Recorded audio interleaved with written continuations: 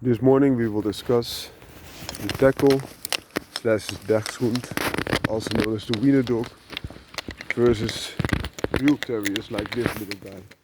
For example, Terriers, Patterdales, Border Terriers and the likes. Because both Teckels, and there is also the Wiener dog and the Dachshund, it's all the same, and Terriers serve the same purpose, and that's going underground and taking care of predators, for example foxes and badgers. But the build is quite different. The Teckel has a very long back and very short legs, which have dwarf growth, whereas Terriers have normal sized legs normally, some exceptions. For example, Jack Russell Terriers, met motion. Goedemorgen. So, the Jack Russell Terrier, they say they also have a little bit of either Dachshund, Teckel blood or Corgi blood, which also has dwarf growth. But first, the benefits of the Teckel build. So because they are very short on the legs, they say it's easier for them to walk to the burrows of the badgers and the foxes. But if you look at foxes, for example, it's more of a canine, then you see that it has normal size paws. Also badger has normal size paws for marten type of creature. So this isn't completely the case. But why does it help?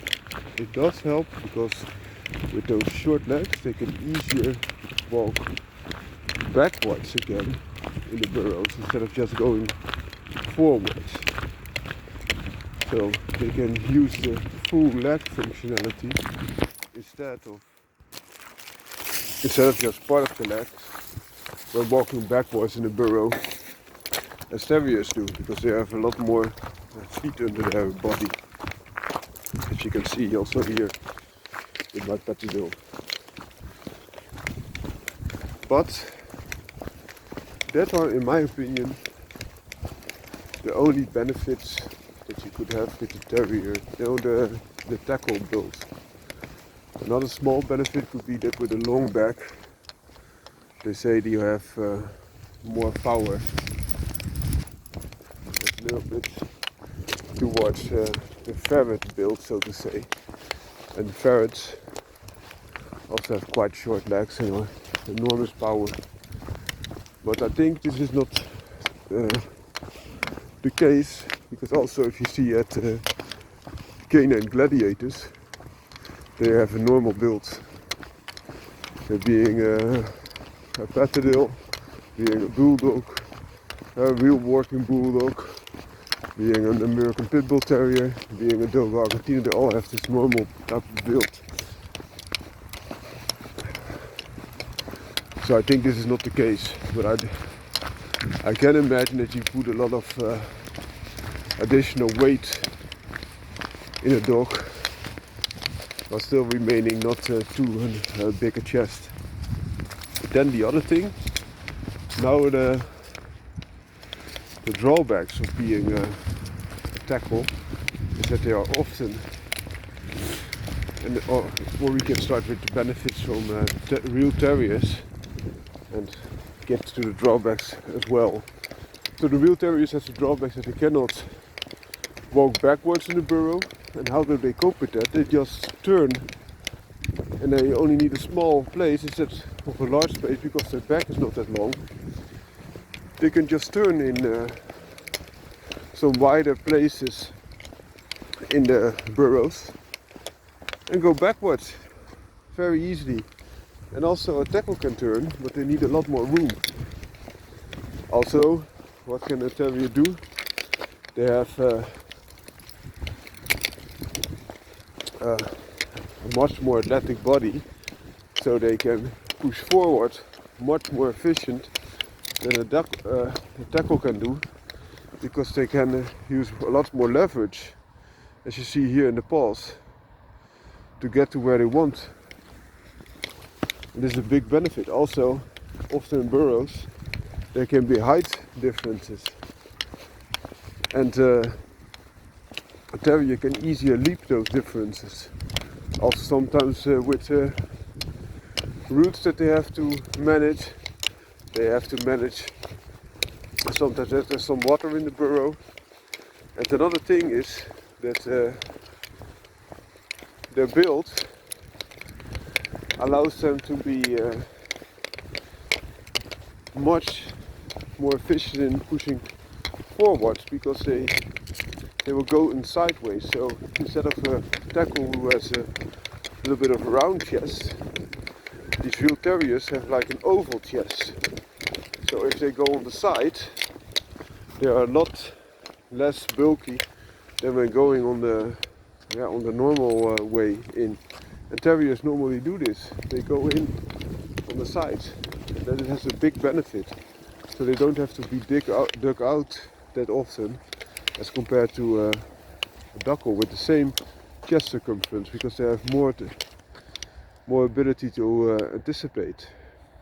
Also, as you can see, because they have a lot more room between the ears and the bottom, and the ears are a lot shorter, they will be harder to be ruptured, and the ear will be easy to hold on and easy to rupture, and when they rupture they bleed quite a lot.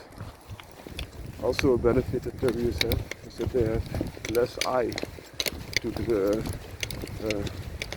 area of the face, so it's harder to damage. Goedemorgen.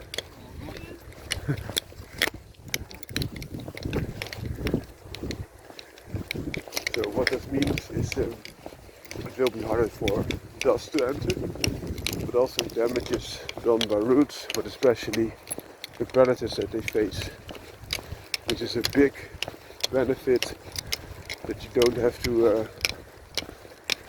clean the eyes all the time, and also more important that the eyes are not damaged as easily. So those are some of the facts.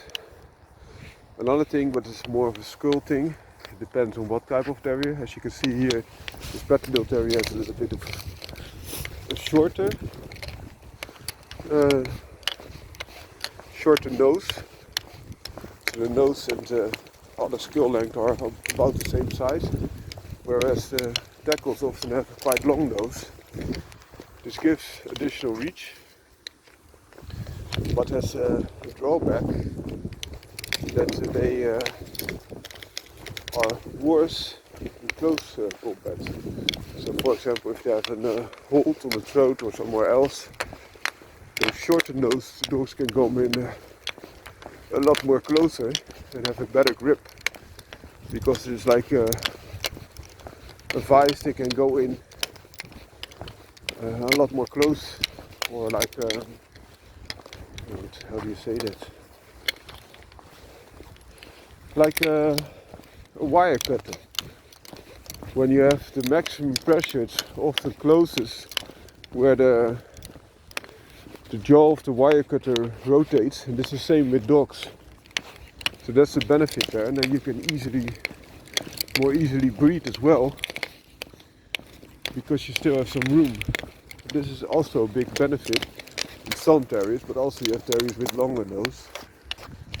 For example, German hunting terrier, and also some other terriers, including some of the Jack Russells. Whereas Parson Russell terriers have a shorter nose on average. Well, I hope you liked this video and it gave you some insight. I'm not against Teckels. I think they are still being used, and that's a good thing. But in my opinion, the real terriers completely blow them out of the water, because the reason mentioned. But you can still have benefits with a Teckel build, but it really depends on the terrain And the other characteristics that, for example, a Teckel has more of a baying, taunting style, can also be found in Terriers. So,